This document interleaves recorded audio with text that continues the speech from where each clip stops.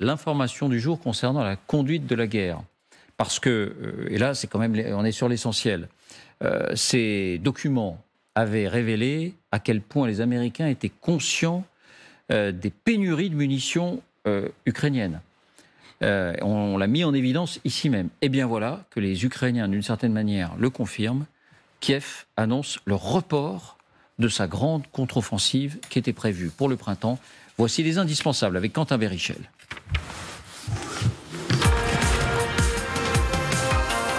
Bonsoir Quentin. Bonsoir David, bonsoir à tous. Et c'est le Premier ministre ukrainien qui l'annonce. Que dit-il exactement ? Il s'appelle Denis Shmyhal. Le voici. Hier, il était à Washington et dans la presse américaine, il le confie. La contre-offensive pourrait être lancée cet été. Il n'est donc plus question d'attaquer au printemps. De son aveu même, l'armée ukrainienne n'est aujourd'hui pas encore assez prête pour entrer en contre-offensive, explique-t-il.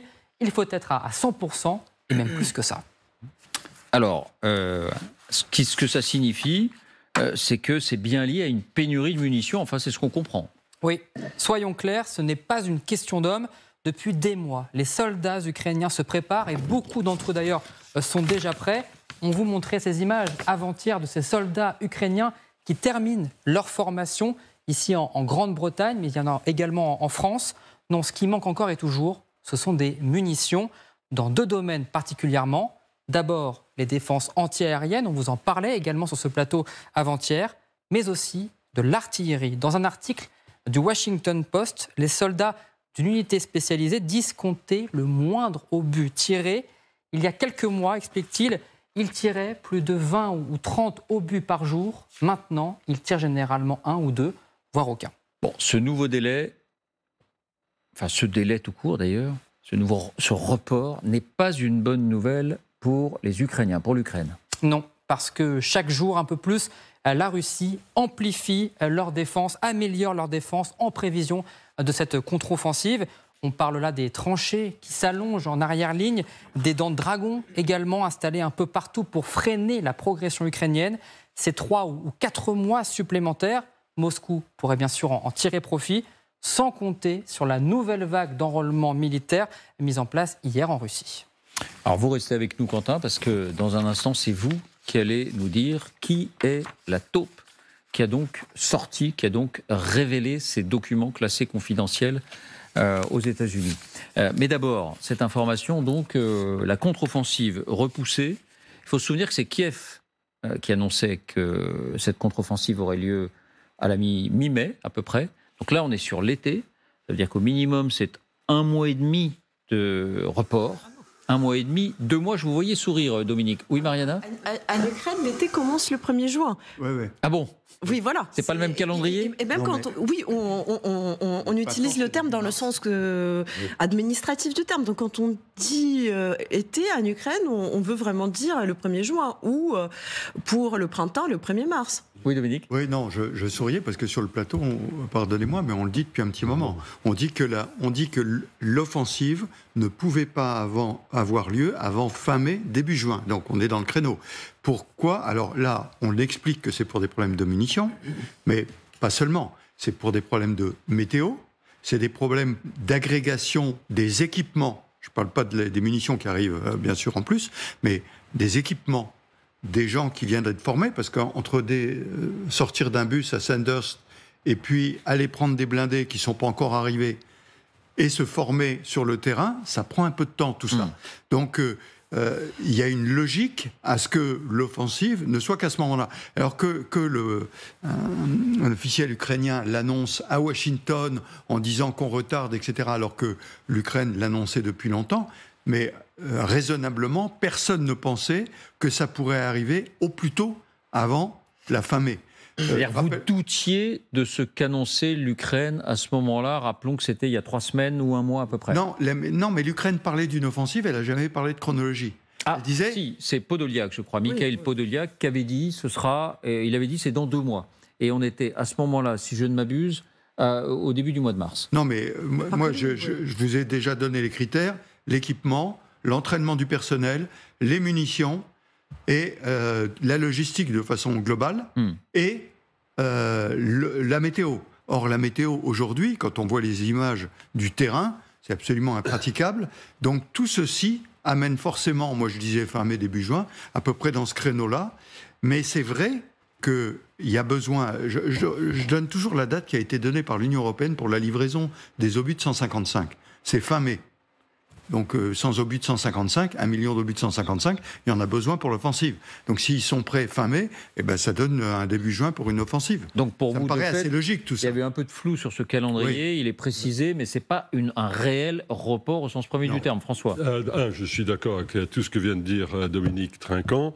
Deuxièmement, les Ukrainiens n'ont évidemment aucun intérêt à donner la date exacte du début de leur offensive. Bien sûr. On avait été surpris quand ils l'avaient fait. Non, mais justement, je veux dire, les éléments de surprise sur lesquels peuvent compter les Ukrainiens ne sont pas très nombreux. On sait à peu près où l'offensive pourra se dérouler. Il n'y a pas de surprise stratégique. Alors, il peut y avoir une surprise au niveau du jour, de l'heure, des manifestations précises de l'offensive entre la façon d'attaquer, mais on est dans un schéma d'offensive qui rappelle plus la Première Guerre mondiale que d'autres. Et la météo est en ce moment évidemment particulièrement exécrable. Alors là, on est en plein dans la Rasputitsa et ça ne sèche pas en 3 jours. L'été météorologique en France comme en Ukraine commence le 1er juin de l'année. Vous pouvez demander au service de météo si c'est exact ou pas. On va demander à c'est bien le 1er juin. de nous faire un topo. Et enfin, alors, le verrou, ça reste effectivement les munitions. Il y a quelques jours, a été annoncé par les Coréens du Sud, c'est très important, qu'ils allaient livrer 500 000 obus de 155. C'est à peu près 3 à 4 mois de consommation de l'artillerie ukrainienne en période un peu chaude. Donc, ça fait beaucoup d'obus. Je ne rentre pas dans les détails, c'est une opération assez complexe pour des raisons politiques, juridiques et ainsi de suite. Mais ces obus existent, ils sont en stock et ils devraient pouvoir arriver, je pense, un peu comme les obus européens, dans les semaines qui viennent. La logique en 2023, comme en 1812, comme en 1941, comme en 1942, comme en 1943, c'est de commencer les offensives au mois de juin. Napoléon. Juin, Hitler, c'est le mois des offensives. Oui, c'est les dates des offensives. Vous faites ça par beau temps, quand le sol est suffisamment solide. D'avoir des historiens de la chose militaire, du coup, voilà, on fixe les choses. Mariana. Bon, alors là, sur le coup, je vais peut-être être pas d'accord. C'est peut-être même cette affirmation-là, enfin cette information-là qui indique que l'offensive doit être très proche, en fait, pour dire ça. Parce que, bon, je ne pense pas que ça va réellement tromper l'ennemi. L'ennemi, il doit avoir quand même avoir une petite idée, quoique l'Ukraine, elle a quand même beaucoup de troupes. Il y a les combats sur toute la ligne de front, donc c'est assez difficile de voir, même pour les Russes, où et quand ça va commencer exactement. Mais je ne serais pas surprise, moi, personnellement, si ça avait déjà commencé. Parce que moi, je me base pas sur ce qui va être livré, mais ce qui a été livré courant le mois dernier, et on a remarqué que c'est environ il y a 1 mois, on a commencé à livrer, mais en toute vitesse, certaines choses comme les blindés ou les premiers chars. On a vu qu'il y a eu déjà le retour de premiers régiments, enfin qui s'étaient formés. Les premiers, c'était ceux qui étaient formés en Espagne, à Saragossa, par exemple. On a vu une sorte d'accélération des tempos en ce qui concerne l'aviation, en tous les cas l'aviation soviétique, qui va être très rapidement en Ukraine et que les Ukrainiens savent utiliser. Donc en fait, même sur place, on a vu qu'il y a eu des règles de travail des journalistes dans les zones concernées qui ont changé.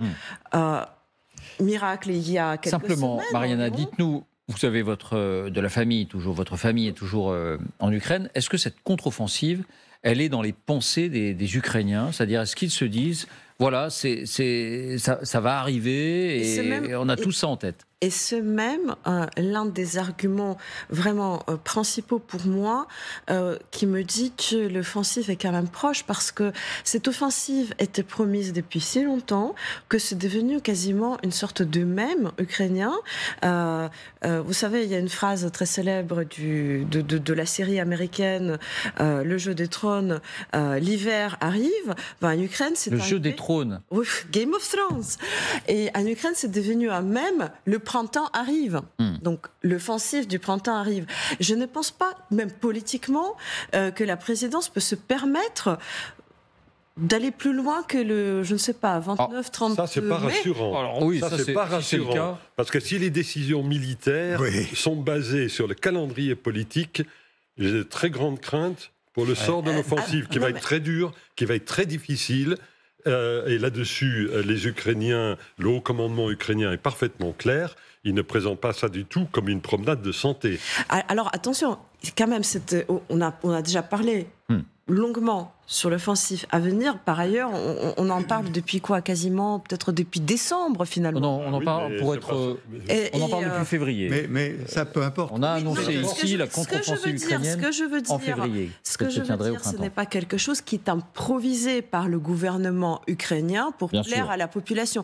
C'est quelque chose qui est préparé très en amont, avec les partenaires. Donc en fait, nous ne connaissons pas encore les états de livraison de quelles armes. C'est juste que par rapport aux armes qui ont été livrées, même ce que nous connaissons, ce qui était dit en public, nous avons vu que les armes nécessaires, ça a accéléré, ça c'est une chose. Mais la deuxième chose, quand même, juste pour terminer, c'est que non, je suis pas d'accord avec François dans la mesure où dans une guerre, c'est quand même extrêmement important que la société fasse confiance aux autorités et à l'inverse, que ça fonctionne ensemble. Donc non, les autorités ne peuvent pas se permettre de tromper la société. D'accord, on parle au bout du compte, pas tromper la société. Au bout du compte, il y a des boots on the ground, comme disent les Américains. Il faut avoir techniquement tous les éléments. Je rappelle que cette offensive, c'est un fusil à un coup. L'Ukraine réussit, elle peut changer les choses. Elle ne réussit pas, on est parti pour des années de stagnation. Et il n'y aura pas d'armement qui arrivera après. Parce que, tout simplement, les stocks d'armement, je parle des blindés, etc., il n'y en aura pas en plus. Donc c'est un truc qui doit être... Alors évidemment, pas de surprise stratégique, mais une surprise tactique. Absolument. À un moment précis, à un endroit précis, le paquet. Voilà. Et ça ne peut pas se faire comme ça, parce qu'il y a longtemps qu'on attend et qu'il faut y aller. Ça se fait quand on est sûr que les éléments sont réunis. Et les éléments importants, c'est les munitions, les blindés, les troupes qui ont été entraînées et qui ont pu constituer des unités et travailler en interarmée. Donc c'est quelque chose d'extrêmement précis. Anne, là, je crois que le général Trinquant vient de dire quelque chose de très important. Mais d'abord, la première chose, c'est que vous vous souvenez tous qu'il y a quelques jours, il y a un haut responsable ukrainien qui nous a expliqué qu'il y avait 3, 4 ou peut-être 5 personnes en Ukraine qui étaient au courant de la contre-offensive et que c'était très bien comme ça. Et maintenant, le Premier ministre nous annonce que la contre-offensive a été repoussée. Moi, la conclusion que j'en tire, c'est qu'en réalité, la désinformation fait partie de la contre-offensive et qu'on ne sait rien de plus aujourd'hui qu'hier sur la date de la contre-offensive. C'est vrai, mais on a simplement appris par ces documents américains qu'il y avait une dramatique pénurie de munitions, en particulier pour les défenses antiaériennes. Oui, les documents sont-ils authentiques ? Qu'est-ce qui est vrai ? Qu'est-ce qui est faux ?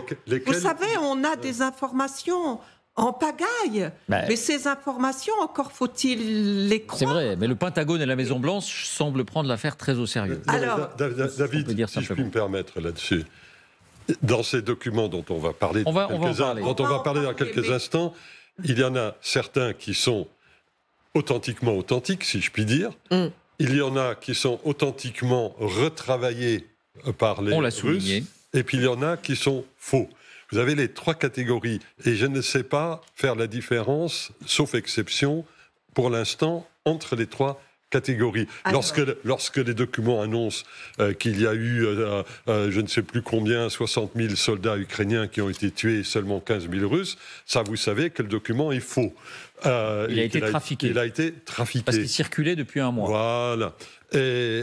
Mais pour d'autres, les choses ne sont pas tout à fait aussi claires. Vous y ajoutez un mot, à la contre-offensive, parce que ce que vous avez dit tout à l'heure et que je partage pleinement, c'est qu'en réalité, au cœur de tout ça, il y a un enjeu qui est absolument formidable. En effet, pour les Ukrainiens, il est totalement essentiel que cette contre-offensive fonctionne. Et on est aussi amené à se poser la question de savoir, en fait, quelle va être la stratégie des Russes. Bon, on voit les Russes qui se barricadent, qui renforcent leur défense de façon... Et donc, plus ils ont de temps pour le faire, plus ils sont préparés. Mais en réalité, qu'est-ce que veulent exactement les Russes? Parce qu'on a vu que leur projet a évolué au fil du temps. À l'heure actuelle, ils ne pensent plus, je crois, à prendre Kiev ni à vassaliser l'ensemble de l'Ukraine. Est-ce que leur objectif, c'est de d'arriver à repousser cette contre-offensive pour garder les territoires qu'ils ont annexés? Là aussi, c'est compliqué parce qu'ils ne contrôlent pas tous ceux qu'ils ont annexés, de façon à pouvoir les annexer de façon définitive. Et donc, pour les Ukrainiens, ça signifierait que a fortiori, en plus, il faut absolument que cette contre-offensive réussisse du premier coup, parce qu'ils ne pourront pas obtenir autant de choses des pays occidentaux qui n'en auront pas les moyens, et eux-mêmes les moyens humains et matériels pour refaire une deuxième contre-offensive dans un laps de temps essentiel. Alors,